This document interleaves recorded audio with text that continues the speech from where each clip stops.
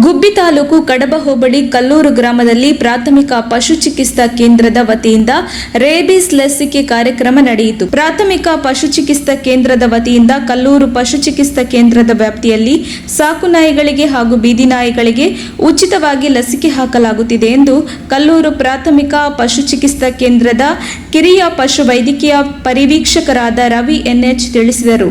ಸಾಕು ನಾಯಿಗಳಿಗೆ ತಪ್ಪದೆ ಲಸಿಕೆ ಹಾಕಿಸಬೇಕು ಹಾಗೂ ಬೀದಿ ನಾಯಿಗಳಿಗೆ ಲಸಿಕೆಯನ್ನು ಹಾಕಲು ಗ್ರಾಮಸ್ಥರು ಹಾಗೂ ಸಾರ್ವಜನಿಕರ ಸಹಕಾರ ಮಹತ್ವವಾಗಿದ್ದು, ಸಹಕಾರ ಕೊಟ್ಟಲ್ಲಿ ಬೀದಿ ನಾಯಿಗಳಿಗೆ ಲಸಿಕೆಯನ್ನು ನೀಡುತ್ತೇವೆ ಎಂದು ಅವರು ಹೇಳಿದರು. ರೇಬಿಸ್ ತಡೆಗಟ್ಟುವಲ್ಲಿ ಯುವ ಸಮೂಹ, ಶಾಲಾ ಕಾಲೇಜು, ಆಟದ ಮೈದಾನ, ಗ್ರಂಥಾಲಯ ಮೊದಲಾದ ಪ್ರದೇಶಗಳಲ್ಲಿರುವ ಬೀದಿ ನಾಯಿಗಳಿಗೆ ಲಸಿಕೆ ಹಾಕಿಸುವ ಮೂಲಕ ಮುಂಜಾಗ್ರತಾ ಕ್ರಮ ವಹಿಸಲು ಸಹಕರಿಸಬೇಕು ಎಂದರಲ್ಲದೆ, ನಾಯಿ ಕಡಿದರೆ ತಕ್ಷಣವೇ ಆಸ್ಪತ್ರೆಗೆ ತೆರಳಿ ಲಸಿಕೆ ಹಾಕಿಸಬೇಕು ಎಂದು ಮನವಿ ಮಾಡಿಕೊಂಡರು. ವರದಿ ಸುಷ್ಮಿತಾ ಶೇಖರ್.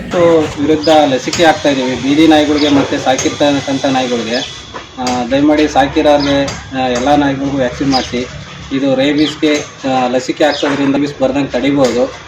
ನಾವು ಕಲ್ಲೂರು ವ್ಯಾಪ್ತಿಲೆಲ್ಲ ವ್ಯಾಕ್ಸಿನೇಷನ್ ಮಾಡ್ತಾ ಇದ್ದೀವಿ. ಬೀದಿ ನಾಯಿಗಳಿಗೆ ಯಾರು ಹಿಡ್ಕೊಂಡು ಸಹಾಯ ಮಾಡಿದ್ರೆ ಅವಕ್ಕೂ ಮಾಡಿಕೊಡ್ತೀವಿ. ಸಾಕಿರ್ತಕ್ಕಂಥ ರೈತರು ಎಲ್ಲರ ಮನೆಯಲ್ಲೂ ವ್ಯಾಕ್ಸಿನ್ ಮಾಡಿಸ್ಕೋಬೇಕಾಗಿ ಕೇಳ್ಕೊತೀನಿ ಸರ್.